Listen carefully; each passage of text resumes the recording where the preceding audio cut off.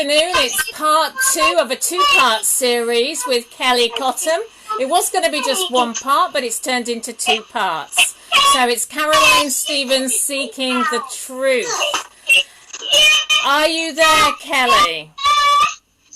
Well, you're not going to believe it, but it's been really quiet. My internet went, but my kids are so used to doing lives with me that he's wanting to sort of pop on and pop off. So unfortunately I have to bear with it in the background. But this is what I'm actually talking about. I'm talking about mothers being supported to be themselves.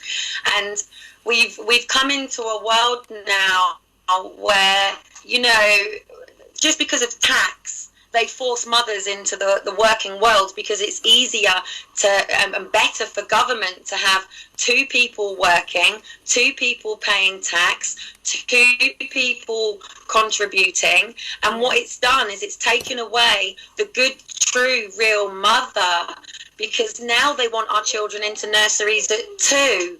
4 wasn't, you know, young enough just for them to go into schools, to sit in a school where for us, it's really difficult because we have a condition that we have to live in. And with that comes SEN, social services, all of these multi-agencies. And multi-agencies has taken the power away from people because it's so fragmented. And I went out in 2010 to actually talk about this particular matter.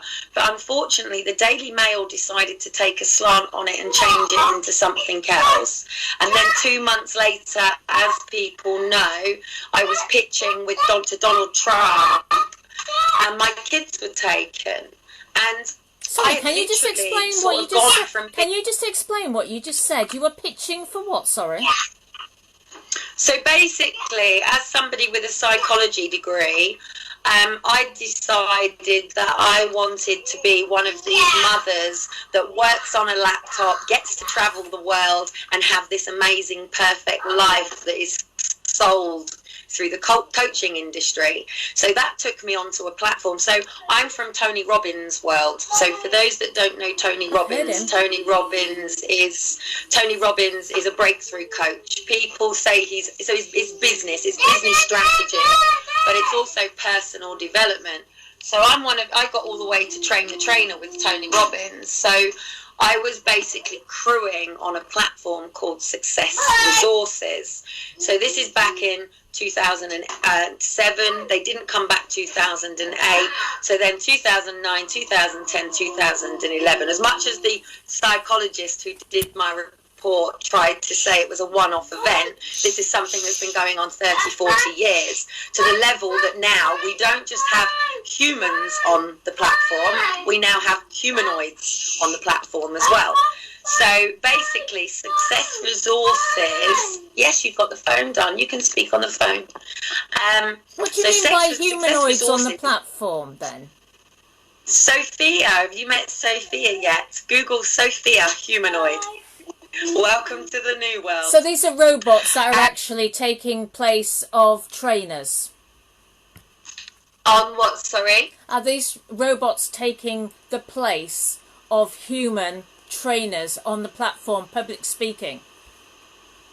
I don't think they will ever be able to replace coaches and trainers, just like they're not going to replace teachers.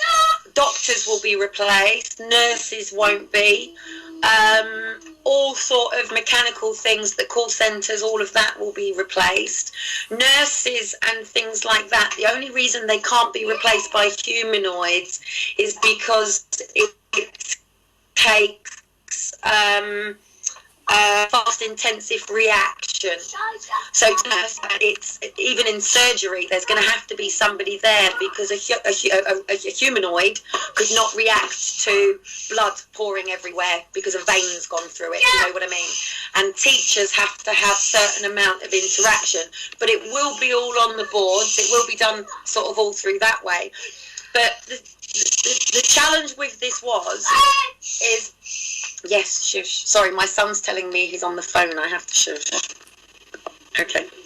So basically, I was like this mother. I was in the benefit system. I'd watched the film The Secret, for anybody who doesn't know it. I'm not here to advertise these things. I'm just to say the path that I took to get to where I got to. So I was at a time in my life where I had a lot of stability. I was a single mother. I graduated from university. My 2 boys had a lot of stability. I got into a dysfunctional relationship, but that's another story. Obviously, I had faith, and I was a single mother. When George Osborne came out in 2010 to say that he was going to be slashed budgets, and he started to see it, I started to see how this was going to affect me, and I was like, whoa, whoa, whoa, whoa, whoa, this isn't just going to affect me, this is going to put me in the gutter. This is all my foundations away from me, and I'm not in a situation with my physical body where I'm able to just go and bridge that gap by working down at Tesco's and shelf stacking. And I'm not saying that's not a great job, because at the moment it's the people in Asda and the people in Tesco's that are keeping us all alive right now. If it wasn't for our local shops and the people out there, we don't live in a world right now where every single one of us is independent. There is nobody in this world right now who is independent. Even the celebrities are struggling now because government pay for their 44 staff that they have. So people are starting to learn that these mothers that are doing it all are not doing it all. They got 44 staff, yeah? So it's okay for mothers that got 44 staff who social services never rectified my relationship with my mum. My mum and dad are not bad people. My mum and dad are not the people that harmed my father to try to get me as much as else did. But when you've got the state constantly telling them that their daughter is a liar and an attention seeker, then parents tend to think that maybe they've got a faulty daughter. And yeah, that's why with sexual abuse, it's classed as attention-seeking behaviour. So any child within my era and before that tried to highlight sexual abuse, and the label sexual abuse is basically somebody having sexual contact with somebody who doesn't want that abuse. So I was a child. My uncle was only 5 years older than me at the time. So people didn't see it as anything wrong. They just saw it as kiddie fiddling. It's just kids playing. Well, kids playing is also going very wrong at the moment, because children are getting raped quite often now in schools. It's happening in the playground. It's happening through games and things like that. It wasn't that I wasn't believed. It's that nobody knew what to do. There wasn't specialised counsellors for me, because people don't get their head around that an adult could do such a thing. Even though we now live in a world where actually they're trying to say this is okay. There are MPs out there that say that sexual abuse doesn't harm children. Doesn't harm? Well, if it doesn't harm children, then please tell me why I can no longer be in a functional relationship and hold down a marriage and be in some form of normality with me and my father. Because at the end of the day, it doesn't matter. If I get, say I haven't got anything to hand, but if I grab this crystal glass here right now, yeah, this crystal glass is perfect to the eye. But if I drop it and smash it, I can't put it back together again. Yeah. All I can do is live with the fragments that I have been given, with the hand that I've been dealt with. So yes, it is better to prevent abuse, of course, but we don't live in a world that is raising our children to be able to themselves. No, leave the glass now, I've done that. We don't live in a world that is saying, which one are you wanting? You're wanting these, the boot. So we're saying then, basically, so let me just filter this. So basically, your parents came together for 6 months, you were a family unit, but your parents were told you were abused, and you went for help, presumably, yeah?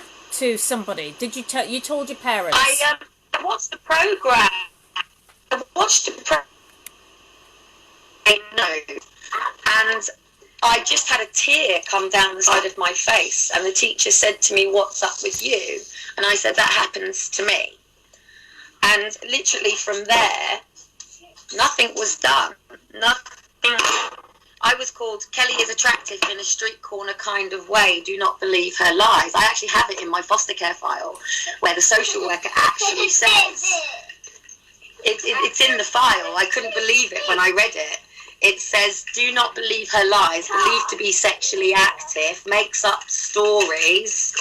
And basically every time I had tried to bring this forward, I was called a liar and attention seeker, even with my physical body. It actually did end up when I was sort of 14 that the teachers were going to put me in detention yet again because I was forever complaining about my hands, that something wasn't right, and I took to the window ledge. It was in the papers. It said Ash Manor window ledge incident with 14-year-old attempting to jump. And then from there was never any help for me. It was always adult institutions, and every time I would go to A&E over my physical body, I would get taken to mental health, and they were just always threatening to send me to Epsom. And nobody wanted to deal with it. Everybody just wanted me to shut up and just make it go away. And it damaged my relationship with my mother and my father because they didn't know what was true and what was not. So I explained it to people once, and I said, this multi-agency system that you have, I said basically, and I was near a football pitch at the time, and I said, look, put every single person, and unfortunately one of the problems with multi-agency is if I trust you with something, I trust you, don't I? Yeah. So that means me and you are having a conversation, and I'm sharing something with you. That doesn't mean that I've given you permission to go and share it with 60 other people just because you've all got to fill out my paperwork, okay? Yeah. So then the challenge comes that you don't know who knows what. I can't even go to A&E anymore. I'm terrified of going to A&E. I'm terrified because with Aaron and Faith, my discs were going in my back, and I'd just come out with all the Challenge Britain thing, and I was still trying to get working foundations because I was supported in work, but I wasn't supported in self-employment. And as you'll know, when you're self-employed or voluntary, you've got to pay for everything yourself, you've got to be your own hat, you've got to be the graphic designer, you've got to do it all. 2 seconds, sweetheart. As well, obviously, children. Oh, too much information there, dude. Oh, okay. I'm coming. 2 seconds. My son is just finished on his throne. Jump up. Prime example. Children have to learn potty training. You know, as parents, our job is to meet the needs of our children. And like I said, not David Cameron, sorry. George Osborne. You know what? I've had so many of them. I was camped outside David Cameron's for 50 days. I had so many parking tickets. I was actually arrested at David Cameron's election night. So if anybody actually watched David Cameron's election and they said that a runner had gone across the floor at 4 o'clock in the morning, it wasn't a runner, it was me with a Halt the Adoption Drive banner.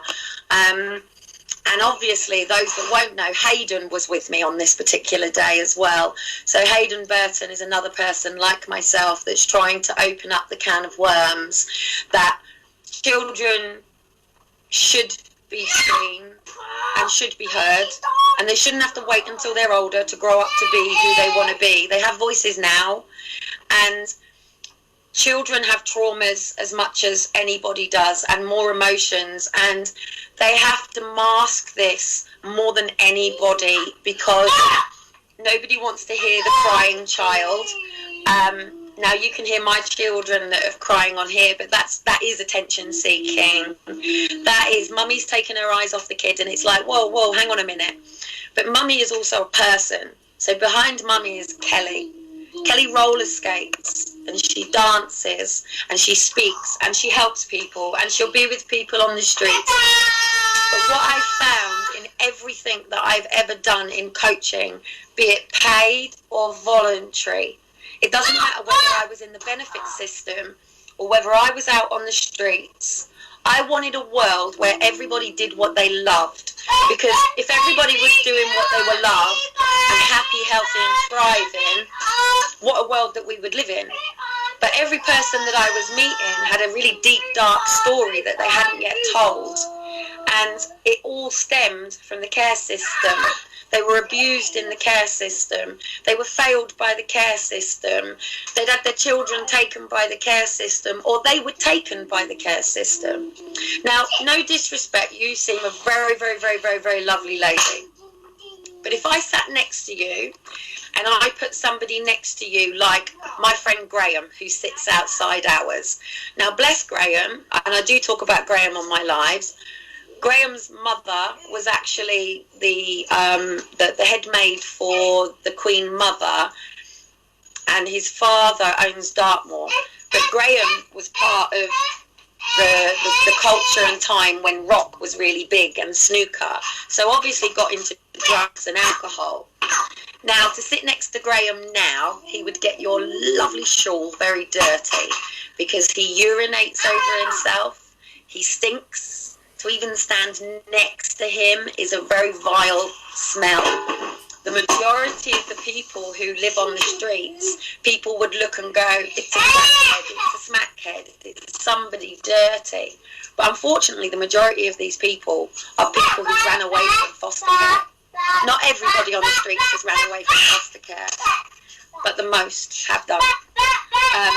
Yes, darling. Or were children like myself who didn't connect to their parents, that have never had support. My son's playing with a courgette. Yes, he's playing with a courgette. Did you grow it yourself? Unfortunately, did you grow it yourself? No, I don't. This is actually from Food Bank, funny enough. And it's the first time Food Bank has started to put fruit and vegetables in the food bank. Now, I actually did say to my church the other week, I said, I bet you I don't sound so crazy now, because back in October last year, I was trying to warn our church, and I'd been saying, even the year before, and all I've been saying to people, you can even go back to my YouTube in October, and the title says, before lockdown, do I leave or go? And all I was trying to decide last year was whether I left Great Britain before lockdown happened or if I stayed. And I made the decision to stay because I still believe in Great Britain. I still believe in our country. We're doing so much better right now than most countries out there, even though the WHO planned this back in 2000 and 2010.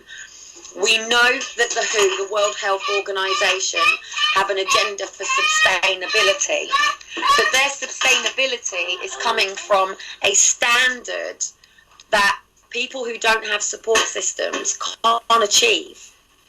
A standard that people who are starting from the underdog can't get to just yet, because unfortunately our system is designed in such a way where common sense just doesn't prevail. Like even in my home right now, it's in chaos because I'm trying to move. I've been dumped in a 1-bedroom flat. As I said back in 2010, for me to get out of the benefit system, it was a trap. I can't even move my items from my home to take downstairs to the storage unit without breaking the law. So currently, right now, I have lots of things in my hallway outside my flat, but that means I'm going to have a Section 41 done on me and a termination of notice because I'm in breach of my contract. What's your contract? Can you just explain? Because I don't know what a Section 41 is, well, and I guess I might not be the only one. Nobody wants to live in council estates where there's rubbish everywhere, do they? Nobody wants that. We all remember what the good old council estate used to look like back in the good old years, where there were carpets outside, bikes, piles of rubbish, and not a lot of people lived to proper all standards. So I'm not saying everybody is the same. This is the problem. The problem is people put people in a box and they say that everybody is the same. So in order, obviously, for my tenancy, I have to keep the front of mine free of any items. But I'm not leaving them there. The challenge is I'm a single mother on my own trying to move things with EDS. So I slip my discs or I put my back out. So I'm trying to do everything. But back in Christmas, I've got a calendar here which is stuck on December. And the reason it's stuck on December is because on the 13th of December of last year, I didn't know how to deal with my trauma. And the reason that I have trauma is because that was the date in 2012 that Aaron and Faith were stolen by the state. And they were stolen. They were blatantly kidnapped. And I was given draconian gagging orders. Last time, when it happened, for me to cope with it, I created Walk for Justice. Every person needs to have an outlet for trauma. And unfortunately, a lot of people, it comes in shouting. It comes in maybe attacking people. You're not listening to me. You're this, you're that. Because the majority of people who've been through what I've been through haven't got the coping tools and skills for articulating how they're feeling. I can tell you that I'm grieving and I'm missing my children, but my children can't do that. They're going to kick the door. They're going to smash the siding. They're probably going to start drinking. They might even get into drugs, because this is how people cope with emotions, because we're not taught by our parents or in school how to deal with our emotions and what emotions are. We're not taught about relationships. We're not taught about being husband and wife. And why would we, the UK, not, really push for husband and wife? Because we have the Church of England. The Church of England's basic values and beliefs is divorce, because Henry VIII created it, not God. Just like our Catholic Church. Well, that's the very same church that put Jesus on the cross. Jesus didn't get rid of the Romans. We still live under that very same monarchy. Apart from the fact, what you've got to remember is the Jews, so the Bilderbergs and the Rothschilds and the Roth before that. Hitler, people keep going on about the Rothschilds running the world. Hitler crushed them years ago. Hitler, and you'll know through finance, the Rothschilds are probably, 832 on Forbes right now? There are people way, way, way above all of them. They've just got people so locked in stuff right now that they've got everybody so distracted because, why don't I have BT? I don't have BT because I rang up Buckingham Palace and I left a message and said, can you please tell the Queen to give her a son an upside the head and sort his stuff out, because people don't want Prince Andrew to have to be accountable for his actions. You can't be going and sleeping with young kids. You can't have this debauchery world that exists behind closed doors when people are getting hurt. Child pornography, there is a victim. And for some reason in this world, we seem to think it's okay. Because for some reason, the girl in say, what was that film? Yes, darling. Can I get my top off? Yeah, in these films that these children, they seem to think they're acting. For some reason, the world seems to think that these children that are being subjected are actors. They're not. They're children that have been taken and put through this. And we, at the moment, have a chance to really, really put the great back in Britain. But the only way we can do that is to accept there's a problem, because people don't want to go to jail. Or covering things up. Yes, you can, darling. Covering things up because, the Queen doesn't want people to know that they are the originals from Hitler. Where do people think that the Germans went? They invaded Britain. They took over. The Queen is actually illegitimate. She's the illegitimate heir. Excuse me, darling. And she is the daughter of Winston Churchill. She is They not, say- and she was in 1964. Her and Prince Philip abducted 10 primary school children in Kamloops in Canada. So, well, I still don't know 100% sure, because I actually know Arnett, and I met him at Belinda Mackenzie's, and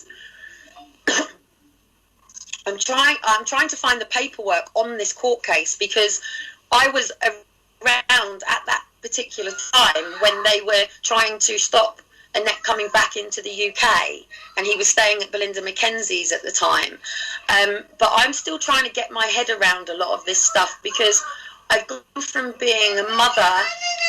What is it that you're wanting, darling? On and off. I've gone from being a mother who takes her children to free running and gym classes and we've all been there. stuff to MI5. You know, so Did you say to MI5 then? Did you say to MI5 then? My foster brother is a consultant for MI5. So, I mean, this is the difficulty that people can't get their heads around. We all live in our own world. Yeah, but I'm still turning the light on and off. Right, can we both come down? I've not got long left now. I'm still a little bit frazzled by everything. Hey. Oh, the joys He's of not motherhood. Hey.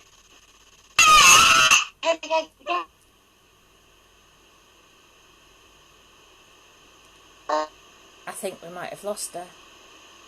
I think she's gone again. Are you there, Kelly? Yeah, I'm here.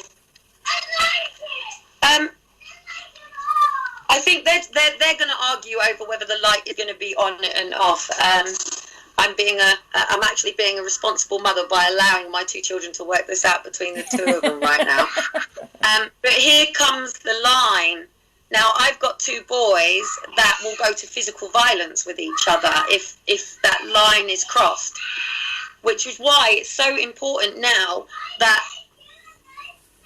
Oh, here they go. There we go. Now they're resolving it between the two of us. And this is the problem. We're not talk about this conflict resolution. And what Boris Johnson's doing now is a prime example. And it doesn't matter whether it's social care. It doesn't matter whether it's children or social. And I could really go into why children's social care is failing people with physical conditions and learning difficulties, and why this is going so wrong. And people, please, if you don't know the levels, there's a program on my YouTube called Exposure Don't Take My Child. It was done by Blakeways. I'm gagged, so I was part of bringing all that together, but not on it because of my only gag orders. The truth. Can I just ask you then, why are you gagged? Why are you gagged if you don't have your children now? Those children who were taken. Are you gagged in respect of the children that have been taken? Yeah, I'm gagged until they're 18. I'm also gagged to pretty much talking about anything, because all I did is I was already in the media when my children were taken, and I stood in the court case, which was in Flintshire. Now, here's the irony of it. Guess who the judge was who took my kids? Let's just say he was the solicitor for Paul Burroughs. Really? Diana? Yes. Yeah. Now, I know a lot about the Diana stuff because I was living in Northern Ireland at the time, and the consultant who was working in the hospital where my ex-husband was working, his wife was the reporter that got gagged. And this is the problem with this country. When people don't want somebody to know something bad about them, they silence them. Now, we all know how Jill Dando was silenced in relation to Jimmy Savile and the BBC. She was killed. She was murdered. Now, somebody like me has been, okay, I haven't rattled enough cages, but I've caused something that they can't stop now. They can take me out of it, but when I hit Downing Street and I came out, there was people that had been trying for 30 years, and this is with the historic child abuse, this is with the historic forced adoption, It's all connected. It all comes together. It all links from top, middle and bottom, because at the end of the day, nobody gives a damn about the crackhead smackhead who's just had her baby ripped off her breast. Nobody cares. Why would they care? But then who wants to care about that little baby who still deserves a life? And actually, who's to say that with the correct help, that the mum and baby and father, because father should always be brought into this. I'm talking from perspective at the moment that I can't stand up for fathers. In fact, if we had men doing what men should be doing, Absolutely. we wouldn't be having the problems in the world. Absolutely. And it is time for men to get their backbones back and start becoming the protectors and providers that they were. Us women, it went too far when they burnt the bras. It's turned into some feminist absolute hype. I want to be a wife. I want to stand under my husband, and I'm quite happy to do that. I have my issues. I'm working on them. Me and Dean work on them every day. But we've had the system batter us. And it comes from a point of view that is not enabling people. It doesn't matter in this country if you end up with diabetes or some form of physical condition. You're disabled. That's it. Bye-bye. Gone. You can't come on camera. You know, you're disabled. Where we should be coming to people in this system broken. And Humpty Dumpty can be put back together again, because this time all the horsemen all pick him up and put him back together again, because all we need in this country is trauma therapy. We label everything. If you don't who you are because mummy didn't have 5 hobbies for you and you didn't get to go horse riding and you didn't get to test all of the luxuries that are available you into the world, therefore you have borderline personality. Can I interrupt you there a minute? Because when my children went to school, I got a little job teaching maths to adults, and there was funding going through the council. So the schools that I went and met up with, and the adults, were generally from impoverished backgrounds. Okay, so it was to teach the parents to have some self-esteem. It was to teach them how to balance budgets. It was to get them to communicate with other mums and occasionally dads. And that is the sort of thing that those funding matters now. They are just swept away. That was like one-off project. That department's finished. And now we're faced with increased taxes, council tax. We're facing taxes on... They're talking about increasing a personal rate of tax. They're talking about taxing the primary residence. Yeah, but who's this helping? All it's doing is increasing the profit on the people who have positive mindsets. All it's doing is creating a more diverse poverty and wealth, because Boris Johnson needs to start teaching people about positives and basic needs. I mean, how many children now are leaving school knowing what Equifax and Experian are? They might never even go back to school in September. They're talking about lesson plans finishing in October and then everything's going on computer online. Wow. Just 2 seconds, because my children are turning into a bloodbath now. I mean, it's a... I think I might be losing Kelly again. The trouble is, the politicians don't care about the people. That's the problem. So they don't care about the elderly. I did a chat this morning about the elderly in our society, and the councils are keeping the elderly impoverished, not helping them in the majority of the cases now. And Kelly's back. Yeah, no, I am here. I was just saying that... I was just saying that, you know, the councils are pleading poverty. They're all saying they're all bankrupt. Most elderly get all their requests for help turned down. And Help the Aged, I think it was, that produced this report a few months ago.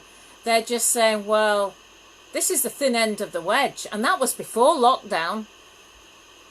Yeah, I mean, the gentleman across the way from me, he's just told me as well that his cleaning and caring has been put to every fortnight now.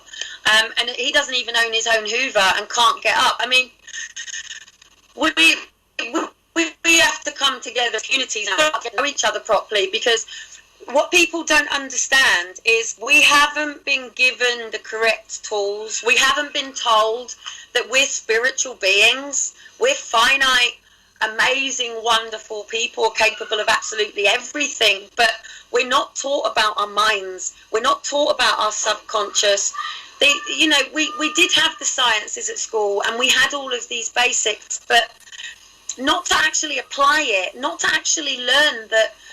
Like, take for an example, I've got an 18-year-old right now who the system is trying to take her baby. Literally this week, they're going to make the decision that they're going to force adopt this girl's baby. This girl's been in foster care since she's 4, being absolutely hammered. The only time she ever actually had foster parents that gave her the great education, the singing classes, all of that thing, was the very same father that was raping her. So this girl doesn't sing, and she has so much trauma, and she has so much pain in her, and everybody's pointing the fingers at her about what she's doing wrong. But do you know what? The moment that little baby come into that world, it gave that girl purpose. And I saw a beautiful, beautiful, beautiful mother. But all that adoption panel, all that multi-agency see, is a young girl who's had trauma after trauma after trauma, and now they want to say she's too young to finally be labelled. But hang on a minute, we've got a bipolar emerging here. No, you don't have bipolar emerging. What we have is an 18-year-old girl who, since the day she was pregnant, has been told, oh, thanks for giving me more paperwork. Well done for that. Well, you're not going to be keeping this one, are you? And this girl is traumatised. So then they move her around centre after centre, each time taking her baby off of her. Each time she's battled. That girl has been pinned by 5 police officers to take her baby. And if you can get past exposure, don't take my child, and listen to that baby being taken, I know those parents, I've met them. Children are screaming to be heard, and they are turning into children that are drinking, smoking pot, having sexual relationships from a very, very, very young age. Why?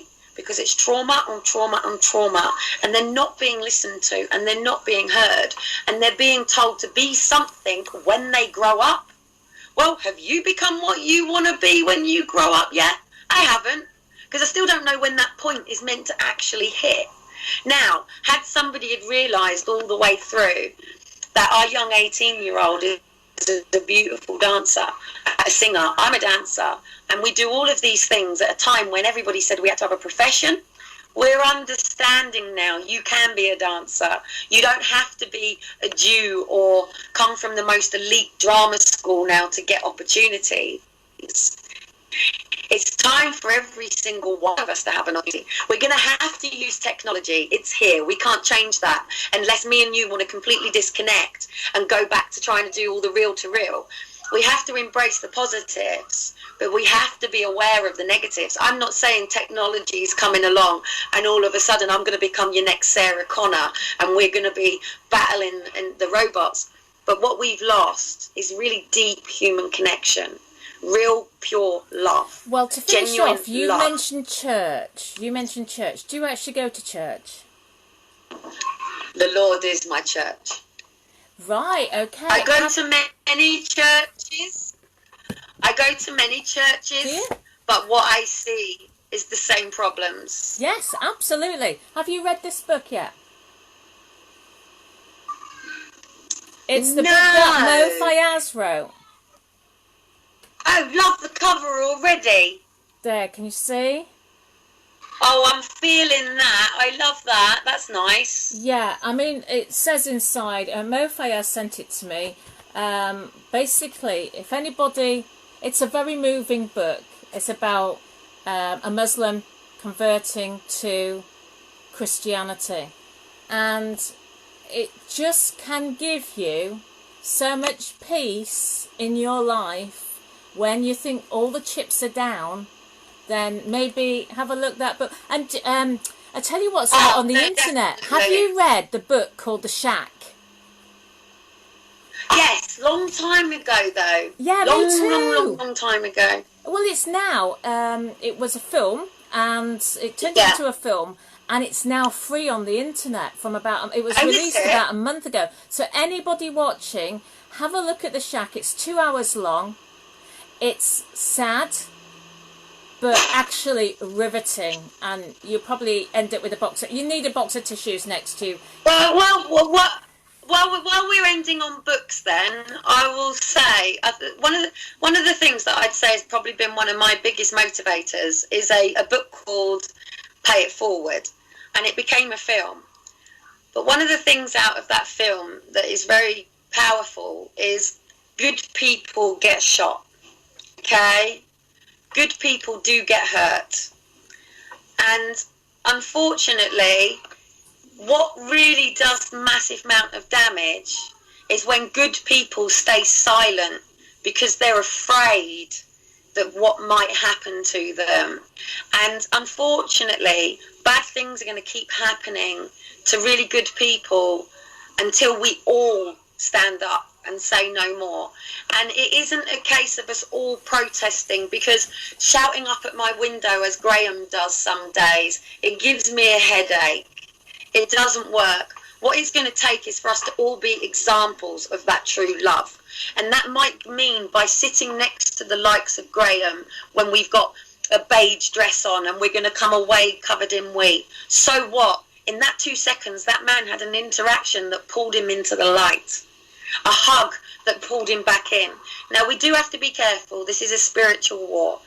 And we can be careful who we interact with and how we preserve our heart, minds and souls.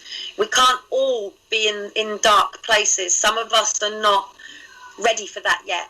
But just because other people aren't there yet, it doesn't mean we should be putting them down. Because when you point one finger at me, you point three fingers are pointing back at me. I've been on those same courses. And I'll tell you something, just to finish off. You talked about the homeless. I was affiliated to a church, and for 6 months or so of last year I was feeding the homeless, so I know where you're coming from. Hey, do you know what? You're an absolute beautiful soul. And I hope today, by me being completely imperfect, I've got my End It Movement t-shirt on. I've usually got my hat on. So if anyone doesn't know what the End It Movement is, please do go and have a look. It is very sad. I'm not affiliated, as in it's not my thing. It's just a movement that I'm part of as well. I used to go to Creation Fest in Cornwall, and back in 2007, I listened to people who were there fundraising. And yes, we all get pulled into these spills, don't we, about the poor person that's done this. But I went deeper, and child and human trafficking is going on all the way around the world, and people just don't think it's happening here in Great Britain. It's happening so dark and so secret here that you can walk out in a beautiful world, but behind closed doors there's some really bad stuff happening. But these children aren't going to have a chance until people stop telling people like me and many others that we're liars and tension seekers. People do lie, and it does happen. But why? Because they're missing love in their heart and they're using hate. So if we all had love in our heart, what a beautiful world it would be. But some people get a little bit heartbroken, and some people get a little bit shy and a little bit damaged, and don't want to come on camera and worry about their makeup and worry about what they look like. Nobody's worrying about that right now that is really suffering. And it's not about our makeup, and it's not about how good we look. It's just actually about realizing that it doesn't matter how much money we've got. It doesn't matter what we can or can't give. It is just literally about just keep trying and keep getting up for a new day tomorrow, because they've got us so locked by management of time. You can't manage time. All you can manage is your activities. And they've got us so eroded in this 9 to 5 that it really is about us and you. It's about people finding what their purpose is here and go and do that. And you don't need mass amounts of marketing. Words of mouth will come together. But right now there's loads of us that just want to scream at everybody at Great Britain and have the opportunity that the likes of Boris Johnson has. But please, people, remember, Boris Johnson is only here for the common people. He's not the voice of those who class themselves as the lords and ladies. So he doesn't represent everybody either. This is how fragmented and broken we are. So it really is time now to push for positions. No more parties. Parties alienate people. We want real people doing the right thing in the right places. So everybody has a chance. And it doesn't matter whether you come to the system drunk, in drugs, broken.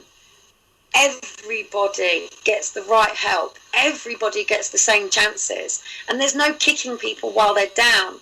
And they understand, why does someone not got their ID? Well, it's really difficult on the streets to even keep a blanket dry, let alone paperwork. I know, I know. And especially if you're a woman of a certain age, younger woman, it must be very difficult. Kellie, you're a star. Thank you so much for sharing some of your story.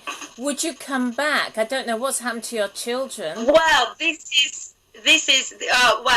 what's happened to my children is mummy has decided to let some safeguarding issues go and let don't put that on the don't put that on here. The police will be watching. I'm allowing them to play with the water in the bathroom, so I'm going to go and oversee that before it gets. Bless you, Kellie. Thank you so much, and will you come back again soon?